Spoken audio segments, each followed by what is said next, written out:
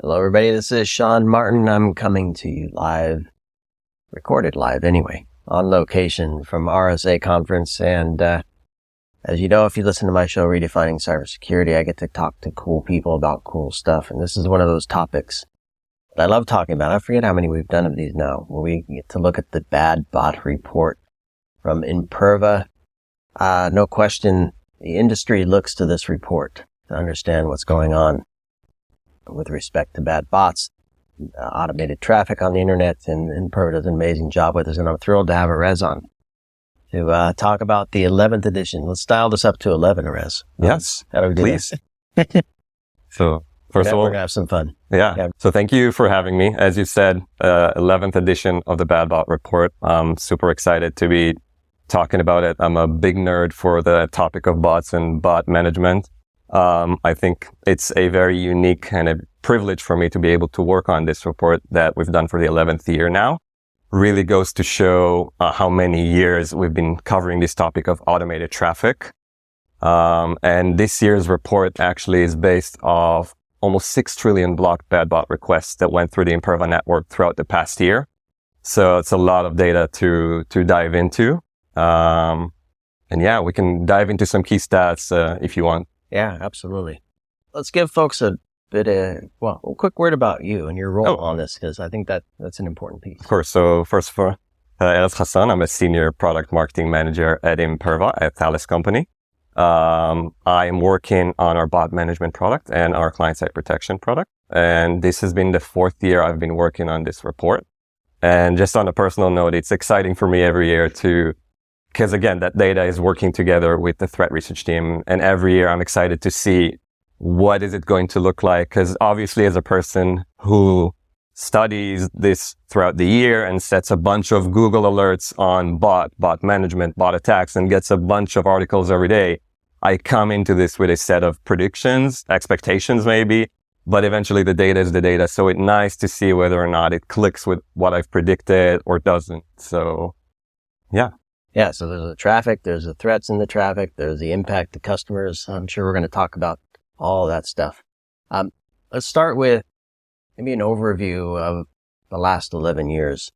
Anything stand out to you in terms of where things started 11 years ago and where they sit now? Is there much more? I presume there's a lot more bot-based traffic.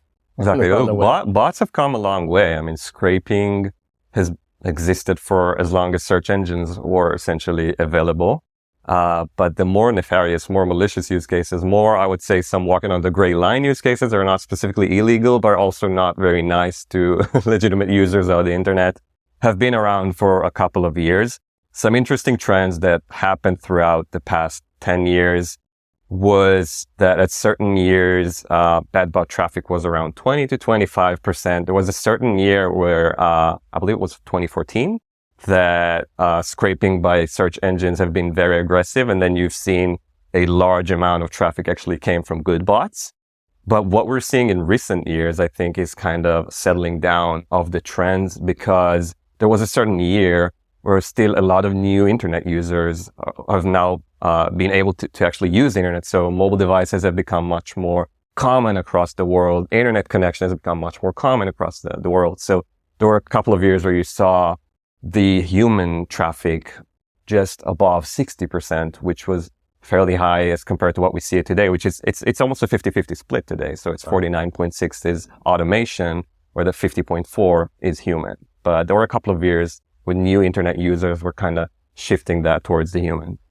So it's 50% me, the human, 50% my co-founder, Marco, the machine. I think we'll go with that. Now, but I want to talk about why that 50%. People might wonder. I think for folks in security, you look at applications, they might say, I know why. But I have a feeling it's the applications and machine-to-machine, app-to-app, API stuff is a big part of that. No? Absolutely. I mean, the proliferation of APIs has changed the game in the recent, I would say 2 to 3 years. We're seeing much more of that automated traffic targeting APIs. So to give some of the high level stats from the report, which I think matters, obviously the big ones that we just kind of cover that people always ask about, it's the what percentage of traffic was automated. So we said it's 49.6, and you could take that and break it down into 32%, which was actually bad automation or bad bots. And then around 18% were good bots. So, the scrapers that Google uses or just to index web pages or even price comparison websites, as long as it's okay with retailers to scrape prices and provide users with the best prices. So that's part of the good automation. And then the bad automation is scraping that's not allowed.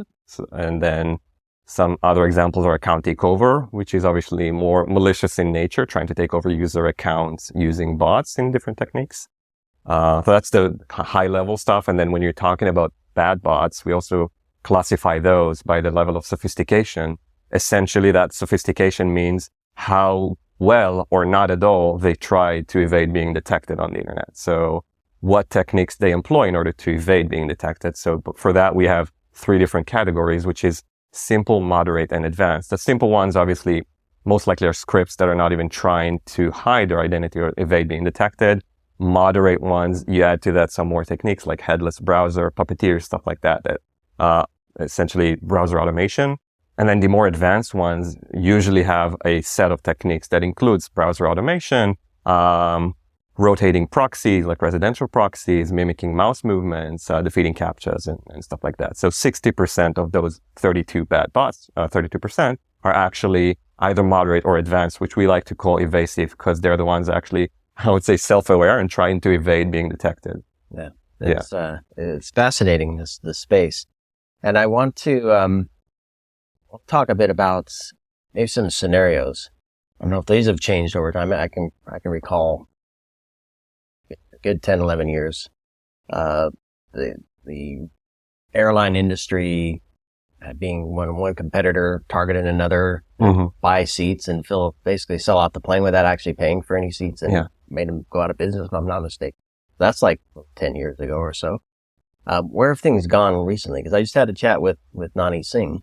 Yeah. And she was painting a scenario around a restaurant where a restaurant has an application that's an API-driven menu, that's an API-driven ordering system.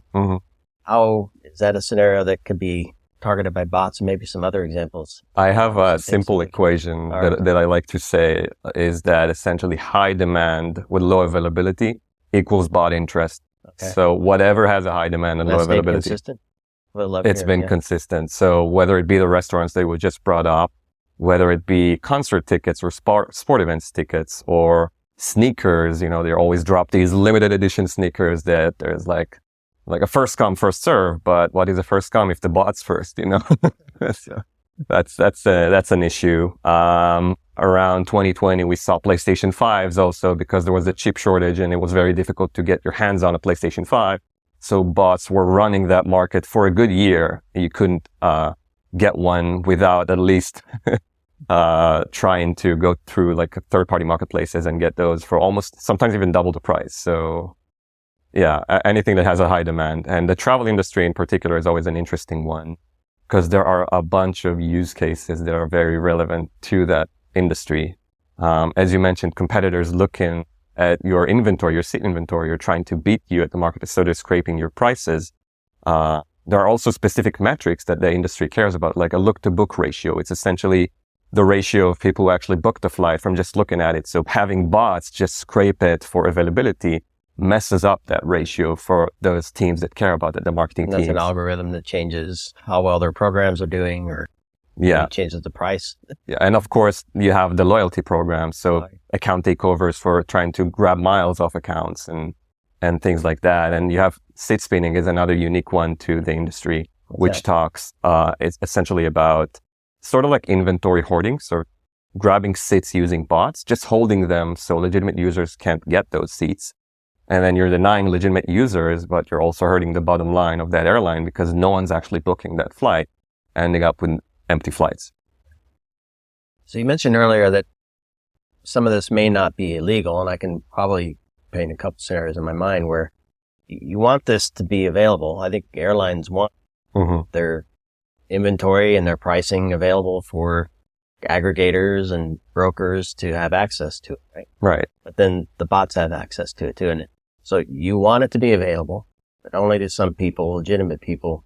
It's not illegal for some of this stuff, unethical, maybe close to illegal. So how does that weirdness of we need it that way, we don't like it that way, and we can't really do anything legally to protect ourselves. So how does that happen? It's a really good question. And it's one of the reasons why I like being in the field, in bot management specifically, because it's not a clear-cut security use case. So, I mean, there's a lot of different teams in the organization that are involved or that it's impacting. As I just said, like marketing teams, they care about their conversion rates, their ratio of look to book. So there's a bunch of teams involved in it. And this just makes it much more challenging when you're facing a threat that's, as you said, it's not illegal. I'll just give you a small anecdote. I've been working on a deck and I've been looking at some online websites that sell bots, and it's not the dark web. It's just there. You can search for it and you will find it. And they'll strictly say, oh, we can defeat bot management solutions. We'll give you rotating residential proxies, specifically actually ones that talk about like buying certain sneakers or ones dedicated to booking restaurant appointments. They're all there on the internet, and it's completely, well, it's, I don't know if it's illegal, but obviously it's not illegal. So right. It's right there. And then what that means is that organizations have to fend for themselves. Yeah, it's unreal. And I wanted to, if you have any other stats over the 11 years, I mean, it's impressive to have 11 years of this data. Any other industries that stand out or regions or any use cases that come to mind? Sure. I can say one thing, and I'll talk into the industry specifically, is that there's one thing I also like to say, working on this report for a couple of years now, is that it's not only the level of automation that you see at a certain industry. There might be an industry like the gaming, I believe, had 57% of traffic come from bad bots. You should also be looking, there's a second chart in the report that, just as I said, 60% of bad bots were either moderate or advanced. So there's a chart that talks specifically about the sophistication level for each industry. And I personally believe that this is a more telling sign of your bot problem as an industry or as a business than just the level of automation that's on your website. Because the more advanced that traffic is, that means the more persistent they are, and they have a much better reason to target you, and they're not going to go away if you do not have a solid bot management strategy. So some of those industries that had the high ratio of sophisticated bots, law and government, to no one's surprise, obviously the travel and airlines also very high, retail, financial services. So that is, by the industries, you can figure out that there's a solid incentive for attackers to target these specific industries. Yeah. The intent and the capabilities make most people an easy target. I think, I don't know that we're still having an issue of we're not a target. Most companies saying that. I think most realize they probably are, but this data proves. Exactly. Yeah, it's a common. We don't have a bot problem. Right. it's a common thing. Yeah. So let's go here. And I want to a lot of research here, and maybe you want to tie in some of your research team capabilities as well. And because what I'm picturing is amazing set of data. We're an incredible group of people. It's interesting, but also valuable to an organization to say, I operate in this space, I have these use cases, I have these types of technologies in place, and I see this kind of traffic, therefore I probably have an issue with X, Y, and Z related to this report.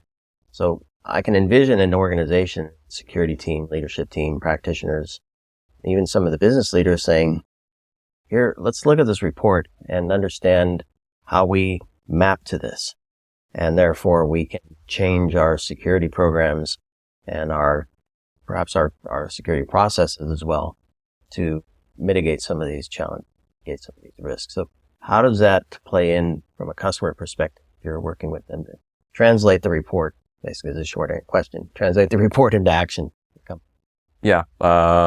First, the report, as you said, it offers the industry data, but it doesn't stop there. I think one of the things that's important to me with this report is that it becomes an educational piece for these specific personas. I think everyone that's handling or having the problem with bots in one way or another is that the report covers everything from defining bots to what is a good versus a bad bot, how even a good bot could be a problem. For example, if you're a marketing persona at a company, even good bots skewing up your analytics data can affect your decision making. You might be spending money where you shouldn't be spending money because you thought that's valuable traffic, but it was just automated traffic, regardless of its nature. So there's the impact of that. And then other than the industries and talking about how each industry suffers from it, there's a bunch of charts that I always like to include at the appendix, which talk about the different use cases, the telling signs of those use cases, the impact, and what industries it usually affects, because some bot use cases, they cross the industry. So if you have a login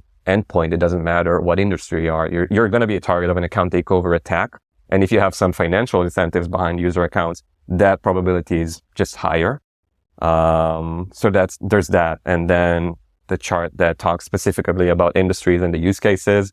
So there's a lot of things that can be done to educate or just explain to customers like what are the different problems that they might be facing. Yeah, awareness and understanding, visibility, and then the ability to take action.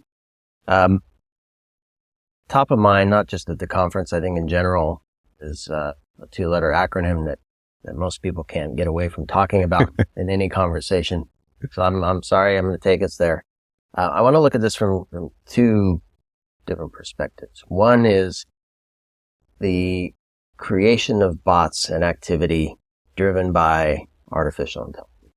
Mm-hmm. Maybe some of your thoughts on that, things you're seeing in the data and the research, perhaps even from customer conversation. Yeah, sure. So as I said, every year when I start working on this report, I'm excited because I have my set of expectations and predictions, and I've been looking into that throughout the past year. And I had some predictions in mind, and I don't know if it's nice. I mean, for me, it's nice to see that they kind of came true. For the market, maybe not. But what I thought would happen, and we're seeing that, we're going to see an increase in automated traffic for 2 reasons. The first, you mentioned the use of AI for non-technical users or less technical users to ask for it to help you write a script and similar things. And we're actually seeing attacks being orchestrated and launched through AI. And the interesting thing about it is that it's kind of reflected in the data in the report as well. Because what I said is that you're going to see more bots, but I think it's going to skew metrics into more simple bots. Because essentially at least the capabilities as they stand right now, it'll help you maybe create a simple script for a bot or things like you're not going to create like an all-in-one bot. It's a bot that's able to, go through an entire process. Or let's say buying a sneaker. So it would put the right item in the cart, go to the checkout, complete that checkout, even defeat a CAPTCHA for you. So these are very advanced bad bots.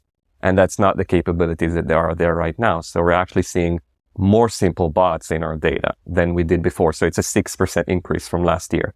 And that is associated with that. And the threat research team right now is working on research around attacks that were being launched using AI. And one of those particularly are actually credential stuffing attacks. So account takeover. Yeah. So there's definitely that aspect. Impact still. Yeah. Even simple doesn't mean not effective. Exactly. And as I said, it's just the beginning. We don't really know. We can speculate. We had interesting speculations of even launching a bot attack. It's just speculating, but launching a bot attack and then launching that 1,000 times on different websites and then analyzing that data and figuring out, AI helping you figure out what blocked you. And then you come the other day and try and circumvent whatever stopped you. So that's just like an assumption, but yeah. So serious stuff like ATO and even just still bad denial of service if they're taking traffic away from legitimate stuff. So the other thing I wanted to do as we wrap here is the use of bots to target AI. So organizations presenting their interfaces for customer support. Marco and I were looking at this for some of our own use and thinking, well, non-humans come and interact with our AI chatbot. It's not cheap to have an LLM service at your disposal. People using it run the cost up. That's an example where I think bots can misuse and abuse an LLM interface. Yeah. Cost company money, if not create issues for their legitimate users again. So any thoughts or any signs of that? That's actually a very interesting use case that I can definitely see a case for. Because it reminds me of what we're seeing of bots targeting APIs and raising API costs for organizations, because now they have to pay for each API call that was bot driven actually, so that they're losing money for that. So I can definitely see a case for bots targeting AI that's embedded in websites, and that definitely requires protecting the paths. So there's definitely a case for that. And then one other thought I had about AI, that's the increase in automated traffic is also because of the large language models using scraping in order to train these models. Right. So that's another thing that we're seeing that's also resurfacing the debate around the legality of web scraping, because some websites do not want their proprietary content scraped, for example. So there's a lot of debate around that going on. Triple whammy. Exactly. Boy, it's an incredible space, and I'm sure you have a lot of fun, and I'm grateful that you do what you do, because there are numbers, thousands, hundreds of thousands of companies that rely on that work to protect themselves from the bad stuff. Yeah. It's hitting the network traffic. So Erez, I want to thank you for giving us an update on the 11th year. Congratulations on that nice 11th run, and cheers to the Imperva team and the research team there at Imperva that pulled all this together and help customers. Thank you very much, and thank you for having me. Thank you. And thanks everybody for listening, and I encourage everybody to grab a copy of the Bad Bot Report, the 11th edition from Imperva. Have a read, understand, learn, apply some protections, because like we noted, your industry is certainly seeing something here if you don't recognize it yet. So hopefully this will give you some insight in what to look for. Be sure to connect with the Imperva team. Thanks, everybody.